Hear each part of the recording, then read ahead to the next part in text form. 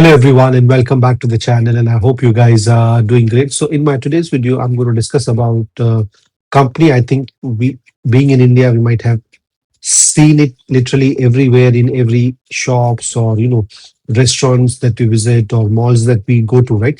So this company is none other than Pine Labs Limited. So we're going to discuss their result, the main points from the con call summary, especially because they recently, last year only, they came out with their IPO. What are their plans for growth? What are they doing to expand? All those things, right? And before we get into that, I'll just tell you in brief, with a real life example, what does the company generally do?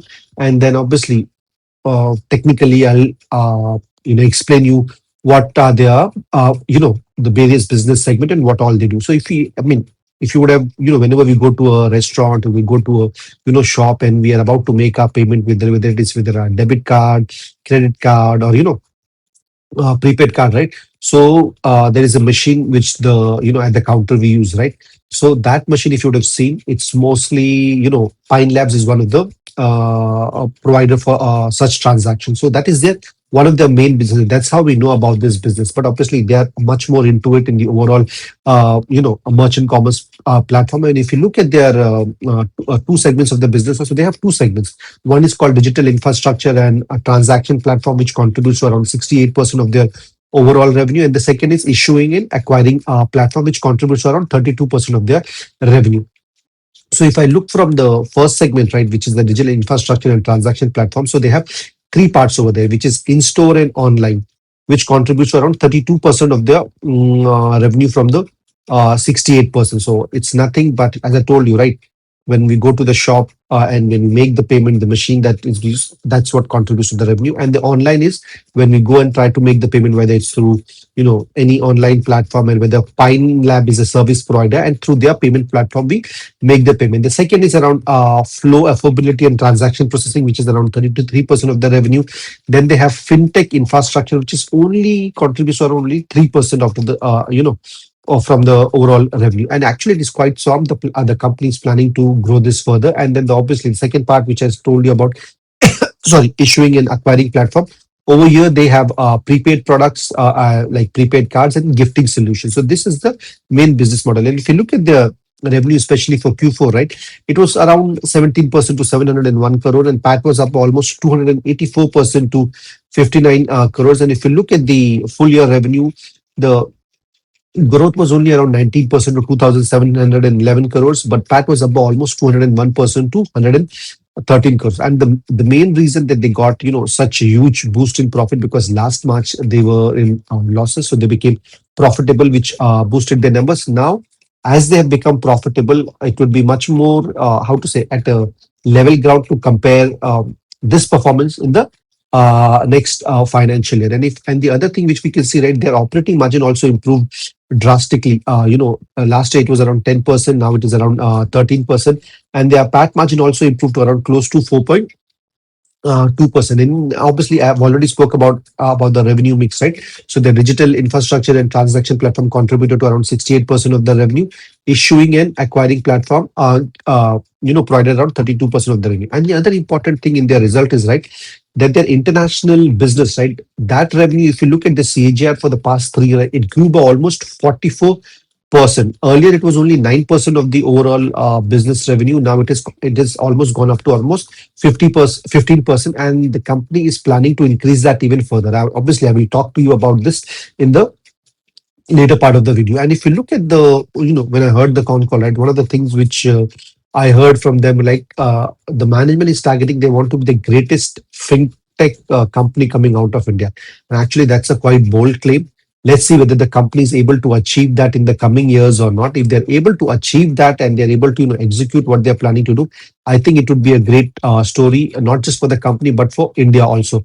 And if you look from the guidance perspective, management said that for the FY27, their guidance is anywhere around between 21 to 23.5% revenue growth. And another thing that they was spoke about was 3 years, for the next 3 years. For the next 3 years, they are planning to grow at around 25% plus. So, and actually, if you look at the one what they told right now, it's slightly lesser, but we hope that they'll be able to achieve that.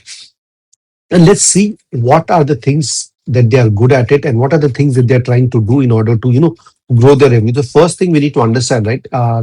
Pine Labs has a market share dominance in oil management companies, right? So whether it is the big three oil management companies in India, they are the number one payment player across them, and they have a market share of almost close to 50% in retail fuel outlet, and they are targeting to increase their DCPs to around 1,30,000 in FY27, and they want to reach almost close to 50,000 outlets by FY27. So over here also the growth will come from. And the another important thing which they spoke about, right, is the use of AI.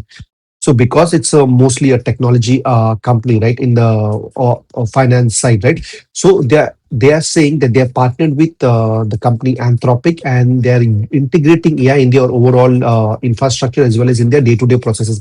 And one of the things that they said, right, which was quite staggering to hear that, and I mean, it is good for the company, but not good for the people who write codes, because they said that 89% of the new code, right, which was written was generated by AI in the last 2 quarters. I mean, that is just staggering, right? Almost imagine if you had 100 people to write the codes, you almost don't require close to 90% of those people in the in the coming year. So that's, I mean, that's actually a great thing for the company, but not so great for the employees unless and until they are able to learn and upgrade their talent. And the other thing, what they did, right, they acquired a company called Shopflo, and they literally bought it 100%, and the acquisition was done in the June of 2026, and they paid around 88 crores. And over here, the main reason that the sorry, Pine Labs did this acquisition, right, because on the online commerce platform they want to become the biggest unified commerce platform, and they want to combine with the Pine Lab technology.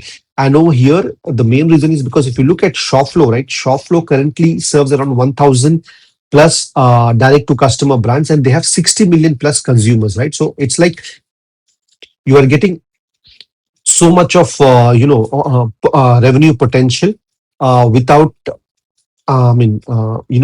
trying to acquire this on their own, because over here they are directly paying it to the buying the company and getting all the benefits from here. And the other thing that they want to say, right, currently they have around 10,000 counters among the, how to say, among all the retail shops and everything, and they want to increase that to almost 5 lakhs by 2030. That is, I mean, that is staggering target that they have, right? And if they're able to do that, it's going to be really great for them, because if you look at it currently, those kinds of transaction, which is in-store and online, contributes to around 32% of the revenue. And if they're able to increase the number of touch point as well as, the shop floor acquisition helps them growing online, right? It's going to be a game changer for them. And in terms of international market, if you look at it, right, we already, as I already told you about, in the past 3 years, it grew by almost CAGR of 44%, and the revenue contribution increased from 9% to 15% over the years, right? So in Malaysia, they are expanding. In Philippines, they are entering new territories. In UAE, they have entered into partnership with Rio Bank and Emirates NBD. And at the same time, for FY27, they are targeting for SVF and RP SCS license, which is related to banking, where they'll be able to, put their products, issue prepaid cards, installments, and all those things. They'll be able to do that. And then in Singapore, they have launched their first, point of sale and affordability. In USA, they're making a new entry, and over here they have entered into prepaid programs with companies called Waymo, Miniso, and Darden restaurants. And in Australia also, they're expanding their presence. So internationally also, see, they are not how to say, being quiet, but they want to expand and grow their presence and become a great company. And if you look at the other things, what they are, new segment that they're completely entering into new, the first thing is employee benefit. So they are launching this program in FY27. Over here, the market is quite huge, because over here close to, if you look in terms of formal employees, there are close to almost 50 million plus formal employees. So they see a huge growth potential over there. At the same time, they are targeting the gamers in the gaming sector, where the active gamers are close to around 500 million plus, so they can use their platform for payment and all the other stuff. And the another new thing that they're starting is something called as stable coin backed prepaid program. So this is something that they are doing completely new. People who are aware of stable coin, they might have, know more about this. So if you look at the overall, right, in terms of the growth projection, it's quite a decent or good, I would say, between around 22 to 25% to grow over the next couple of years. And obviously what we see that they're doing, right? They're doing actually quite a lot of things in order to grow. And if they're able to do that, and if they're able to grow their revenue, improve their operating cash flow, increase their profit, and get operating leverage, right, it would be quite good for the company as well as for their shareholders. So let's see how does the company perform. So from last year being in losses, they turned profitable, and let's see how their overall profit improves, whether their ROE is continuously improving, and they're getting the operating leverage or not. I'll definitely keep a eye on this company because I'm interested in that. I'm not disclosure. I'm not invested in this, but because the potential it might have, because the finance market is huge in terms of transaction processing and merchant platform and all the thing that company is doing. So I'll definitely keep a track on this business. And if you guys like this video, please do hit like and subscribe to my channel. Thank you and God bless you.